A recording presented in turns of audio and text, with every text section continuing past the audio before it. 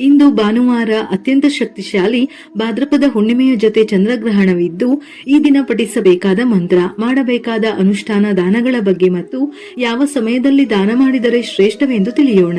ಇಂದು ಬೆಳಿಗ್ಗೆ ಹುಣ್ಣಿಮೆ ಪೂಜೆ ಮಾಡುವವರು ಲಕ್ಷ್ಮಿಯ ಸಂಪೂರ್ಣ ಅನುಗ್ರಹಕ್ಕಾಗಿ ಬೆಳಿಗ್ಗೆ ಬ್ರಹ್ಮ ಮುಹೂರ್ತದಿಂದ 10 ಗಂಟೆಯ ಒಳಗೆ ಅನೇಕ ಶುಭ ಸಮಯಗಳಿದ್ದು ಈ ಸಮಯದಲ್ಲಿ ಪೂಜೆ ಮಾಡಿ ತಾಯಿ ಲಕ್ಷ್ಮಿಗೆ ತುಪ್ಪದ ದೀಪ ಬೆಳಗಿ ದೀಪಕ್ಕೆ ಜಾವದ್ ಪೌಡರ್ ಸೇರಿಸಿ ದೀಪ ಬೆಳಗಿದರೆ ಲಕ್ಷ್ಮಿ ಆಕರ್ಷಿತಳಾಗುತ್ತಾಳೆ. ಮನೆಯಲ್ಲಿ ಹಣದ ಕೊರತೆಯೆಲ್ಲ ನಿವಾರಣೆಯಾಗಿ ಸಂಪತ್ತು ವೃದ್ಧಿಯಾಗುತ್ತದೆ. ಚಂದ್ರಗ್ರಹಣದ ಅವಧಿಯು ಭಾನುವಾರ ರಾತ್ರಿ 9:57 ಪ್ರಾರಂಭವಾಗಿ ಸೋಮವಾರ ಬೆಳಗಿನ ಜಾವ 1:26 ಮುಕ್ತಾಯವಾಗುತ್ತದೆ. ಇನ್ನು ಗ್ರಹಣ ಪ್ರಾರಂಭವಾಗುವ 9 ಗಂಟೆಗಳ ಮೊದಲು ಸೂತಕದ ಅವಧಿ ಪ್ರಾರಂಭವಾಗುತ್ತದೆ. ಹಾಗಾಗಿ ಸೂತಕದ ಅವಧಿ ಇಂದು ಮಧ್ಯಾಹ್ನ 12:57 ಪ್ರಾರಂಭವಾಗುತ್ತದೆ. ಈ ಸಮಯದ ಒಳಗೆ ಊಟ ತಿಂಡಿಯನ್ನು ಮುಗಿಸಿರಬೇಕು. ಗ್ರಹಣ ಸಮಯದಲ್ಲಿ ನಮ್ಮ ಹೊಟ್ಟೆಯಲ್ಲಿರುವ ಆಹಾರ ಜೀರ್ಣವಾಗಿರಬೇಕೆಂದು ಸೂತಕದ ಅವಧಿಗಿಂತ ಮೊದಲು ಆಹಾರ ಸೇವಿಸಬೇಕು. ಗ್ರಹಣದ ಸಮಯವು ಕೆಟ್ಟದ್ದಾಗಿದ್ದು ಈ ಸಮಯದಲ್ಲಿ ಹೊಟ್ಟೆಯಲ್ಲಿ ಆಹಾರ ಇರಬಾರದೆಂದು ಮೊದಲೇ ಸೇವಿಸಬೇಕು. ಮಕ್ಕಳು, ವೃದ್ಧರು, ಅಶಕ್ತರು ಮತ್ತು ಅನಾರೋಗ್ಯ ವ್ಯಕ್ತಿಗಳು ಅವರವರ ಸ್ಥಿತಿಗತಿಗಳನ್ನು ಅವಲಂಬಿಸಿ ನಿಯಮಗಳನ್ನು ಪಾಲಿಸಿ. ಅಂದರೆ ಕಟ್ಟುನಿಟ್ಟಾಗಿ ಮಾಡಲೇಬೇಕೆಂಬ ನಿಯಮವಿಲ್ಲ.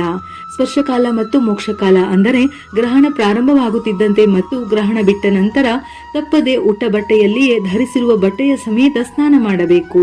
ಗ್ರಹಣದ ಸ್ಪರ್ಶಕಾಲ ಮೋಕ್ಷದ ಕಾಲದವರೆಗೂ ಸತತವಾಗಿ ಇಷ್ಟದೇವರ ಪ್ರಾರ್ಥನೆ, ಜಪ, ಹೋಮ, ತರ್ಪಣ ಇತ್ಯಾದಿ ಶುಭಕರ್ಮಗಳನ್ನು ಮಾಡಬೇಕು. ಇವುಗಳ ಜೊತೆಯಲ್ಲಿ ದುರ್ಗಾದೇವಿ, ಶಿವ, ಸುಬ್ರಹ್ಮಣ್ಯ ಜಪ ಅಥವಾ ಸ್ತೋತ್ರ ಪಾರಾಯಣ, ದುರ್ಗಾ ಕವಚ, ಸಪ್ತಶತಿ ಮತ್ತು ಸಹಸ್ರನಾಮ ಸ್ತೋತ್ರ ಇವುಗಳನ್ನು ಕೇಳುವುದರಿಂದ ಅಥವಾ ಪಠಿಸುವುದರಿಂದ ವಿಶೇಷ ಫಲ ಪ್ರಾಪ್ತಿಯಾಗುತ್ತದೆ. ಗ್ರಹಣ ಕಾಲದಲ್ಲಿ ಮಾಡುವ 2 ಸ್ನಾನವನ್ನು ಮೌನವಾಗಿಯೇ ಮಾಡಬೇಕು. ಈ ಸಮಯದಲ್ಲಿ ಮುಟ್ಟಿದ ವಸ್ತ್ರ ಅಥವಾ ಯಾವುದೇ ವಸ್ತುಗಳನ್ನು ಗ್ರಹಣದ ಕೊನೆಯ ಸ್ನಾನದ ನಂತರವೇ ಶುದ್ಧಗೊಳಿಸಬೇಕು. ಗ್ರಹಣದ ಸಮಯದಲ್ಲಿ ಹಾಲು, ಮೊಸರು, ಮಜ್ಜಿಗೆ, ತುಪ್ಪ, ಎಣ್ಣೆ ಅಂದರೆ ದಿನಬಳಕೆಯಲ್ಲಿ ಉಪಯೋಗಿಸುವ ಆಹಾರ ಪದಾರ್ಥಗಳಿಗೆ ಮತ್ತು ವಸ್ತ್ರ ಇವುಗಳ ಮೇಲೆ ಗ್ರಹಣದ ಮೊದಲೇ ದರ್ಬೆ, ತುಳಸಿ ಅಥವಾ ಗರಿಕೆಯನ್ನು ಹಾಕಿಟ್ಟರೆ ಗ್ರಹಣದ ನಂತರವೂ ಉಪಯೋಗಿಸಬಹುದು. ಮನೆಯಲ್ಲಿ ದೇವರ ವಿಗ್ರಹವಿದ್ದರೆ ಈ ಸಮಯದಲ್ಲಿ ನೀರು, ದರ್ಬೆ ಅಥವಾ ಶುದ್ಧವಾದ ವಸ್ತ್ರದಿಂದ ಮುಚ್ಚಿಡಬೇಕು. ನೀರಿನಲ್ಲಿ ದೇವರ ವಿಗ್ರಹವನ್ನು ಸಂಪೂರ್ಣವಾಗಿ ಮುಳುಗಿಸಿ ಇಡುವುದು ತುಂಬಾ ಶ್ರೇಷ್ಠ. ಗ್ರಹಣ ಕಾಲದಲ್ಲಿ ಪಠಿಸುವ ಮಂತ್ರ: ಯೋಸೌ ವಜ್ರಧರೋ ದೇವಃ ಆದಿತ್ಯಾನಾಂ ಪ್ರಭುರ್ಮತಃ ಚಂದ್ರಗ್ರಹೋಪರಾಗೋತ್ಥ ಗ್ರಹಪೀಡಾಂ ವ್ಯಪೋಹತು. ಯೋಸೌ ದಂಡಧರೋ ದೇವಃ ಯಮೋ ಮಹಿಷವಾಹನಃ ಚಂದ್ರಗ್ರಹೋಪರಾಗೋತ್ಥ ಗ್ರಹಪೀಡಾಂ ವ್ಯಪೋಹತು. ಯೋಸೌ ಶೂಲಧರೋ ದೇವಃ ಪಿನಾಕಿ ವೃಷವಾಹನಃ ಚಂದ್ರಗ್ರಹೋಪರಾಗೋತ್ಥ ಗ್ರಹಪೀಡಾಂ ವ್ಯಪೋಹತು. ಈ ಮಂತ್ರದ ಜೊತೆ ನಿಮಗೆ ಇಷ್ಟವಾದ ಮಂತ್ರಗಳನ್ನು ಜಪಿಸಬಹುದು. ದಾನ ಕೊಡುವ ರೀತಿ: ದಾನ ಕೊಡುವವರು ಇಂದು ರಾತ್ರಿ 9:57 ನಂತರ ಗ್ರಹಣ ಪ್ರಾರಂಭವಾದಾಗ ಉಟ್ಟ ಬಟ್ಟೆಯಲ್ಲೇ ತಲೆ ಸ್ನಾನ ಮಾಡಿ ದೇವರ ಮನೆಯ ಮುಂದೆ ದಾನ ಕೊಡುವ ಸಾಮಗ್ರಿಗಳನ್ನು ಒಂದು ತಟ್ಟೆ ಅಥವಾ ಬಾಳೆ ಎಲೆಯ ಮೇಲೆ ಇಟ್ಟು ದಕ್ಷಿಣೆಯನ್ನಿಟ್ಟು ಗ್ರಹಣ ದೋಷಗಳು ನಿವಾರಣೆಯಾಗಿ ಅದೃಷ್ಟ ಪ್ರಾಪ್ತಿಯಾಗಿ ದೇವರು ದೇವತೆಗಳ ಅನುಗ್ರಹ ಲಭಿಸಲಿ, ಉತ್ತಮ ಆರೋಗ್ಯ ವೃದ್ಧಿಯಾಗಬೇಕೆಂದು ಅಥವಾ ನಿಮ್ಮ ಮನಸ್ಸಿನಲ್ಲಿ ಬೇರೆ ಯಾವುದಾದರೂ ಕೋರಿಕೆಗಳಿದ್ದರೆ ಮನಸ್ಸಿನಲ್ಲಿ ಸಂಕಲ್ಪ ಮಾಡಿ ಪ್ರಾರ್ಥಿಸಿ ಆ ದಾನದ ಮೇಲೂ ತುಳಸಿ ಅಥವಾ ದರ್ಬೆಯನ್ನು ಇಡಬೇಕು. ಯಾಕೆಂದರೆ ಗ್ರಹಣ ಮುಗಿದ ಮೇಲೂ ಅದು ಕೂಡ ಶುದ್ಧವಾಗಿರಬೇಕೆಂದು. ಹಾಗೆಯೇ ಗ್ರಹಣ ಮುಗಿದ ಬಳಿಕ ತಲೆ ಸ್ನಾನ ಮಾಡಿ ಮರುದಿನ ಬೆಳಿಗ್ಗೆ ದೇವಸ್ಥಾನಕ್ಕೆ ಹೋಗಿ ದಾನ ಕೊಡಬಹುದು. ಇಲ್ಲವಾದರೆ ಹಾಗೆ ನಿಮ್ಮ ಮನಸ್ಸಿಗೆ ತೋಚಿದವರಿಗೆ ದಾನ ಕೊಟ್ಟು ನಮಸ್ಕರಿಸಿ ಅವರ ಆಶೀರ್ವಾದ ಪಡೆಯಬೇಕು. ಈ ರೀತಿ ದಾನ ಕೊಟ್ಟರೆ ಶ್ರೇಷ್ಠ. ಇದಕ್ಕೆ ತಕ್ಕ ಶುಭ ಫಲಗಳು ಲಭಿಸುತ್ತದೆ. ಇಂದು ರಾತ್ರಿ ಅಥವಾ ನಾಳೆ ಬೆಳಿಗ್ಗೆ ತಪ್ಪದೆ ಬೂದು ಬಣ್ಣದ ಅಥವಾ ಕಪ್ಪು ಬಣ್ಣದ ವಸ್ತ್ರದಲ್ಲಿ ಉದ್ದಿನ ಕಾಳನ್ನು ಹಾಗೂ ಚಂದ್ರನಿಗೆ ಪ್ರಿಯವಾದ ಶ್ವೇತವರ್ಣದ ಅಂದರೆ ಬಿಳಿ ಬಣ್ಣದ ವಸ್ತ್ರದಲ್ಲಿ ಅಕ್ಕಿಯನ್ನು ಹಾಕಿ ದೇವಾಲಯದಲ್ಲಿ ಅಥವಾ ಬ್ರಾಹ್ಮಣರಿಗೆ, ಸತ್ಪಾತ್ರರಿಗೆ ದಾನವಾಗಿ ನೀಡಬೇಕು. ದಾನಕ್ಕೆ ಕೊಡಬೇಕಾದ ಪ್ರತಿಯೊಂದು ವಸ್ತುಗಳನ್ನು ಗ್ರಹಣದ ಪ್ರಾರಂಭ ಕಾಲ ಅಥವಾ ಮಧ್ಯಕಾಲದಲ್ಲಿ ಎತ್ತಿಟ್ಟರೆ ತುಂಬಾ ಶ್ರೇಷ್ಠ. ಸಾಧ್ಯವಿಲ್ಲವೆಂದಾದರೂ ನಿಮ್ಮ ಅನುಕೂಲಕ್ಕೆ ತಕ್ಕಂತೆ ಉದ್ದಿನಕಾಳು ಮತ್ತು ಅಕ್ಕಿಯ ದಾನವನ್ನು ಮಾಡಬಹುದು. ಗ್ರಹಣ ಕಾಲದಲ್ಲಿ ಮಾಡಿದ ದಾನಗಳಿಗೆ ಅನಂತ ಫಲವಿದೆ.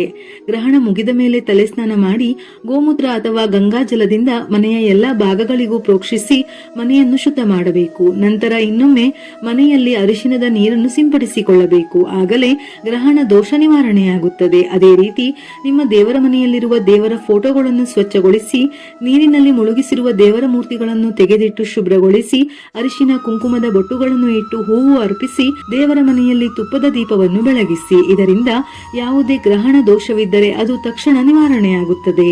ಗ್ರಹಣ ಮುಗಿದ ನಂತರದ ದಿನ ಅಂದರೆ ಸೋಮವಾರ ಬೆಳಗ್ಗೆಯೂ ನಿಮ್ಮ ಸಾಮರ್ಥ್ಯಕ್ಕೆ ಅನುಗುಣವಾಗಿ ಬಡವರಿಗೆ ದಾನ ಮಾಡಿ. ಬಡವರಿಗೆ ಆಹಾರ ಅಥವಾ ಬಟ್ಟೆಗಳನ್ನು ದಾನ ಮಾಡುವುದರಿಂದ ನಿಮ್ಮ ಜಾತಕದಲ್ಲಿರುವ ದೋಷಗಳೆಲ್ಲ ನಿವಾರಣೆಯಾಗಿ ಜನ್ಮ ಜನ್ಮಗಳ ಅದೃಷ್ಟ ಒಲಿದು ಬರುತ್ತದೆ.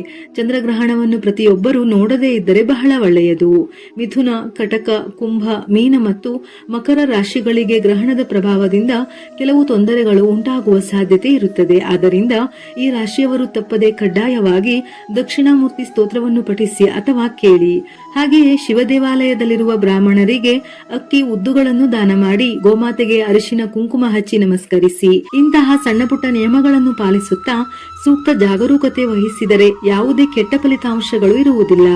ಗ್ರಹಣದ ಪ್ರಭಾವವಿಲ್ಲದೆ ಆಯುರಾರೋಗ್ಯ ಮತ್ತು ಸುಖ ಸಂತೋಷಗಳಿಂದ ಜೀವನ ನಡೆಸುತ್ತೀರಿ. ಯಾವುದೇ ಜಪತಪ ಅನುಷ್ಠಾನ, ದೇವರ ಆರಾಧನೆಯನ್ನು ಮನೆಯಲ್ಲಿ ಮಾಡಲು ಸಾಧ್ಯವಾಗದೇ ಇದ್ದಲ್ಲಿ ಗ್ರಹಣದ ಮೋಕ್ಷದ ನಂತರ ಸ್ನಾನ ಮಾಡಿ ಮನೆಯನ್ನು ಶುದ್ಧಗೊಳಿಸಿ ನಂತರ ದೇವಸ್ಥಾನಕ್ಕೆ ಹೋಗಿ ತುಪ್ಪದ ದೀಪವನ್ನು ಹಚ್ಚಿ ದಾನವನ್ನು ನೀಡಿ. ನಿಮ್ಮ ಕೈಲಾದ ಸೇವೆ ಅಥವಾ ಅರ್ಚನೆ, ಪ್ರದಕ್ಷಿಣೆಯ ಮೂಲಕವೂ ದೇವರ ಆರಾಧನೆ ಮಾಡಬಹುದು. ಮಾಡುವ ಸೇವೆ ಚಿಕ್ಕದಿದ್ದರೂ ಶ್ರದ್ಧಾ ಭಕ್ತಿಯಿಂದ ಮಾಡಿದರೆ ದೇವರ ಆಶೀರ್ವಾದ ಸದಾ ಇರುತ್ತದೆ. ವಿಡಿಯೋ ಇಷ್ಟ ಆಗಿದ್ದಲ್ಲಿ ಮರೆಯದೆ ಲೈಕ್ ಕೊಟ್ಟು ನಿಮ್ಮವರಿಗೆ ಶೇರ್ ಮಾಡಿ. ಇದೇ ರೀತಿಯ ಮನಮುಟ್ಟುವ ಉಪಯುಕ್ತ ಮಾಹಿತಿಗಳಿಗಾಗಿ ಮತ್ತೆ ಭೇಟಿಯಾಗೋಣ.